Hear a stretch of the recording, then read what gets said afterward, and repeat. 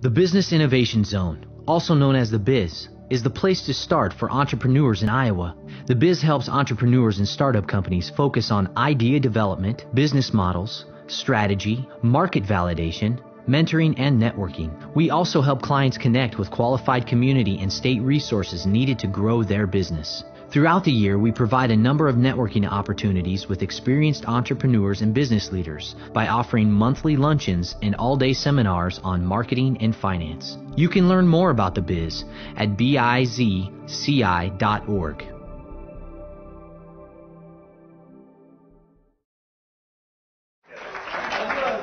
Okay, that's a scotch.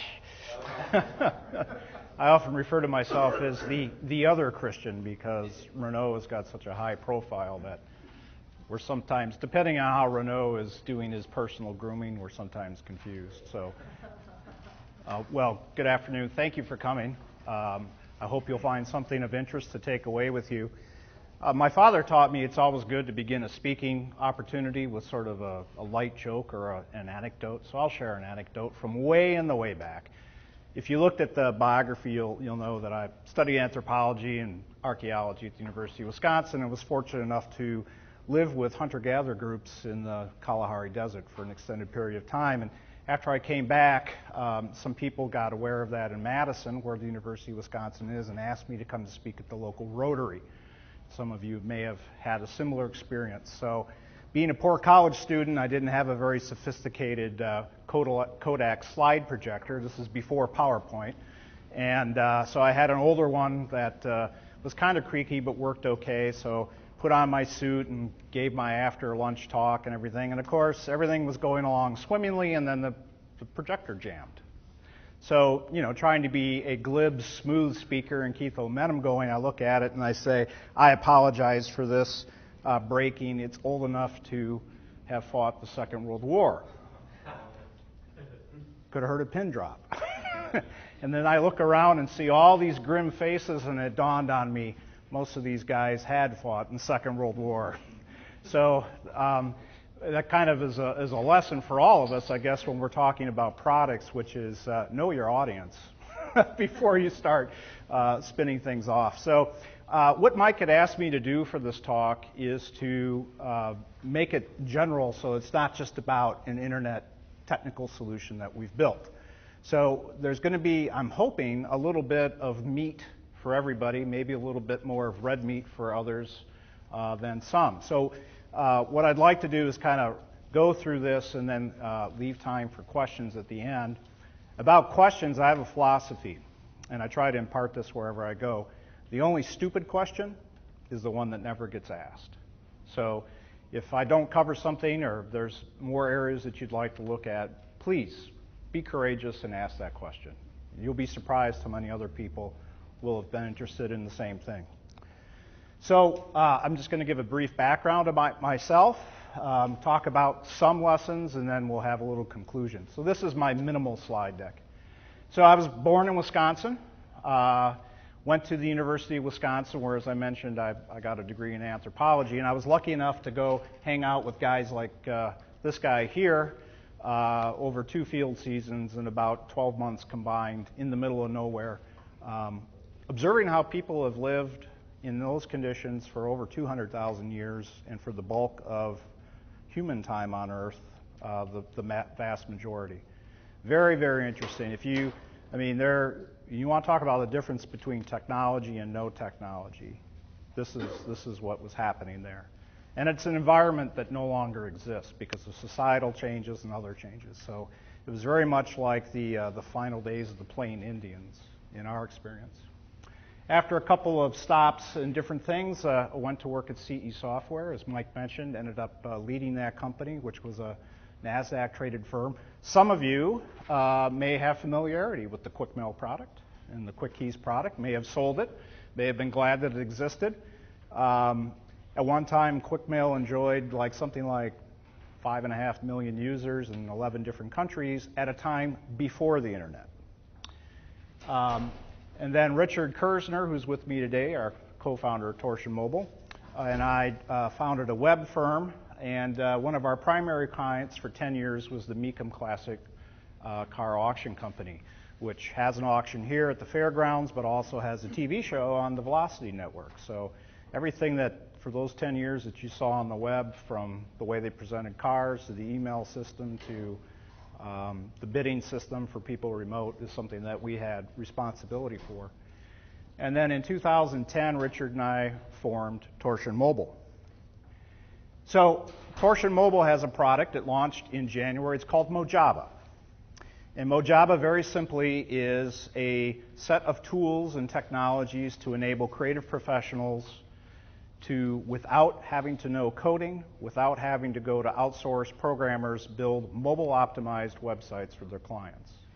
Now, we talk about mobile optimized, we're like, well, what does that mean? Well, between February of 2011 and February of this year, 33 million people in the United States bought new smartphones.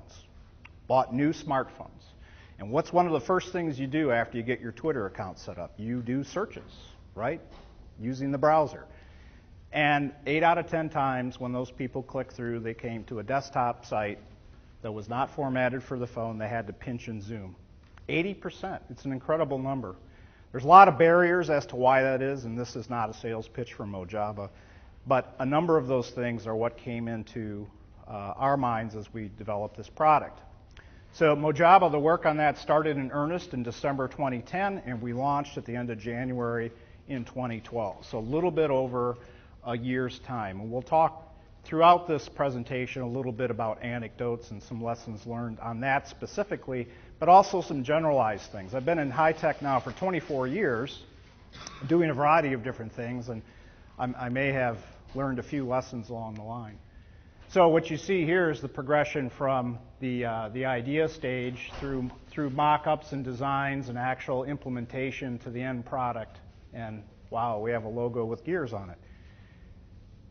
So getting started, let's talk about products.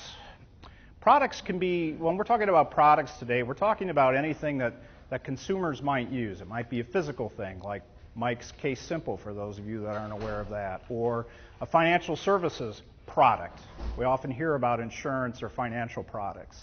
It could be something that's installed on a phone or used on your computer. All of those things have a place where they get started and where they go. One of the lessons that I've learned over a long time is that ideas are a commodity. I meet so many new entrepreneurs or people that are wanting to do something entrepreneurial, and I say, what are you doing? Well, I've got this great idea. Yeah, what is it? Well, I can't tell you because it's a great idea and someone might steal it. Well, I'm here to shatter that myth that ideas in and of themselves have got any value, because they don't. If you think about the course of human history, the Industrial Revolution, all the people that are on our planet and everything else, chances are real good that what you've thought of has been thought of by somebody else before you. There's an old cliche that we stand on the shoulders of those who came before us, and that is absolutely true.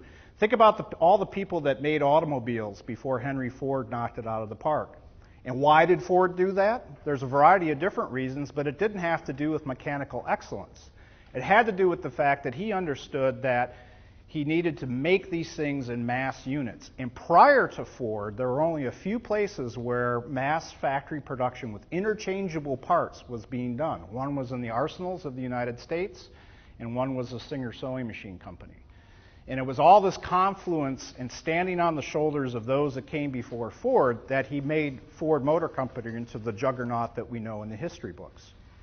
So ideas are a commodity. It's the execution and the implementation of the idea that makes the difference between Instagram being worth $1 billion and Path being worth something less. One of the most important things with your idea is solve a problem. Here, they need to get a new bridge. So it's very important that you solve a problem, because in solving a problem that actually matters to people, it's a lot easier to build something. Because people go, oh yeah, that pinching and zooming stuff, I hate that.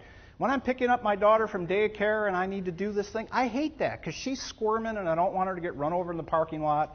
Or I'm going through the airport and I've got to do all this. It's just bullshit. And that's kind of how we felt about it. Actually, it was a quote from my wife when we were doing a dance contest out of town and we were trying to find a place to eat. You couldn't find the information you needed to by looking up the restaurant's websites. So having that pain point to solve makes bringing a product to market so much easier, because then you can test that idea against how people who might buy your product actually think about it. Again, moving from idea to solving a problem, you may come up with many false starts. A lot of people look at a false start or a dead end as a misfortune or something to be avoided.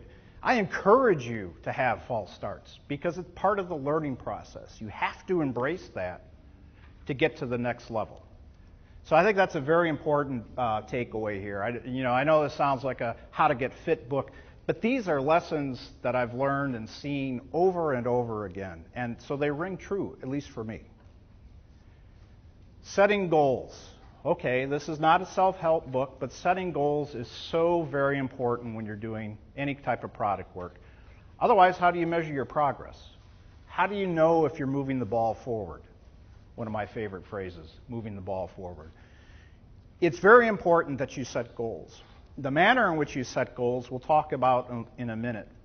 But particularly if you're doing work for yourself and you're doing it on the side, you've got to be able to set goals so that you have the discipline to set aside focused time to work on your idea. And that is absolutely key, because if you don't do that, it's always going to happen tomorrow. It's very important to set a goal. Now, if you're a bushman, your goal is to eat. So it's not really a big deal to set a goal for the future. You need to go out and hunt, you need to go gather. That's today's goal, because otherwise you're going hungry. But for us, with our busy lives, many of us are married, have got children, they're in all sorts of different things. God knows I didn't do that much stuff in high school. But we have to set aside time to make things happen. So setting goals is very important. For us, one of the goals that we set with Mojaba is, what is the minimal product that we can bring to the market and ship, and then iteratively improve. That was a very, very important goal. Make small steps. The way that we work towards goals at Torsion Mobile is we divide everything into 2 to 3 week chunks of time. We happen to call them sprints. And what we do is we set product goals or marketing goals or other things that should be accomplished within that 2 week period. And then each day we have a meeting at 9 o'clock. We have 4 of us here and 2 of us out of state. We do it over video conference. It lasts 15 minutes. And what everybody does is they share what they did the previous day, what their goal is for today to accomplish, and anything that's preventing them from getting that goal completed. Maybe they don't have the right software. Maybe someone hasn't finished another part. Maybe the artist hasn't delivered the comps or something of that nature. The reason small steps are important is that you can constantly be making corrections. You know, when you're driving down the road, you're not just holding the wheel like this, are you? Because, if there's a high wind like there was earlier in the week, you're off the road. So you're constantly making, unconsciously for some of us, these small movements to keep us in the lane. And that's what we do with product development, is we make these small steps incrementally.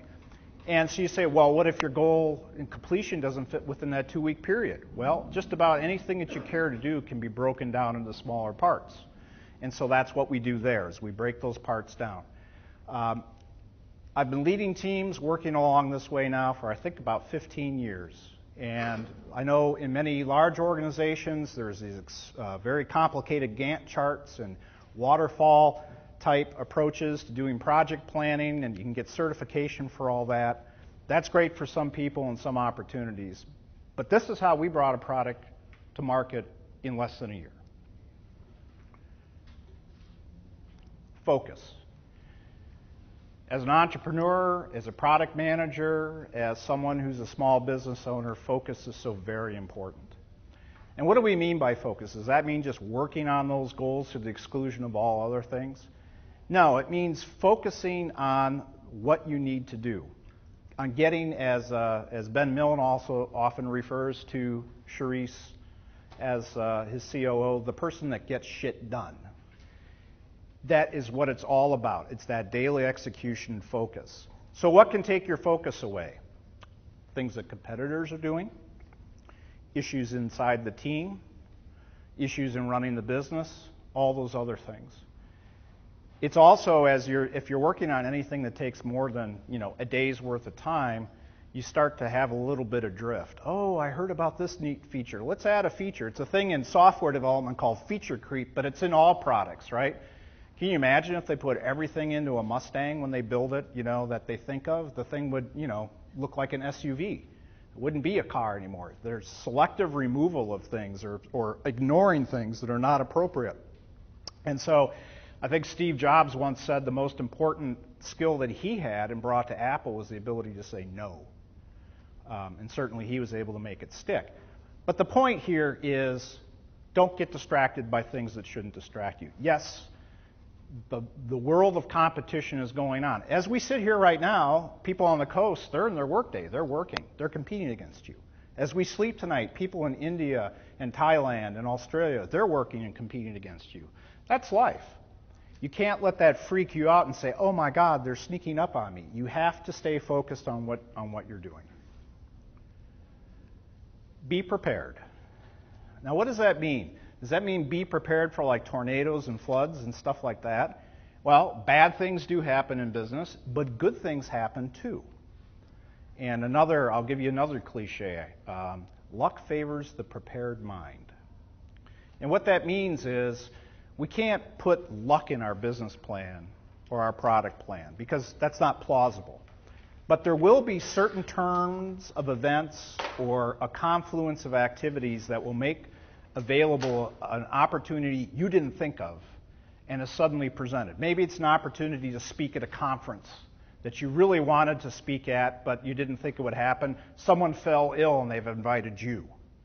You have to be prepared in your mind for those sorts of things. So that means paying attention to the details and being prepared. You also have to be prepared for things going wrong. Someone doesn't deliver what they say they're going to deliver as a partner. Someone doesn't produce the cash that they were going to produce to invest. One of your employees falls down, either mentally or in their life or in their family or in their skill set. All of these things happen, and rather having each of those things being an emergency or a crisis unto themselves, you need to have thought through, okay, what happens if my chief technical officer goes to a Red Sox ball game and catches the foul ball in the nose and breaks his nose and can't come to work for a while? Happened this week. The picture of the bloody balls. That's his great souvenir. It didn't get signed. But you have to think about those things. You have to think about those things because, what do you do if one of your chief investors dies before he writes the check? Ask Don Shane about that. Those are the sorts of things that you can't envision all of the issues, but you have to be mentally prepared with flexibility to deal with. So stuff happens. What kind of stuff can happen? Well, here's a story from the development of Mojave. When Dick and I got started, we did some prototyping ourselves, but then we stepped out of the programming role because we knew there were people a hell of a lot smarter than we were. So we talked to a lot of people and found a contractor.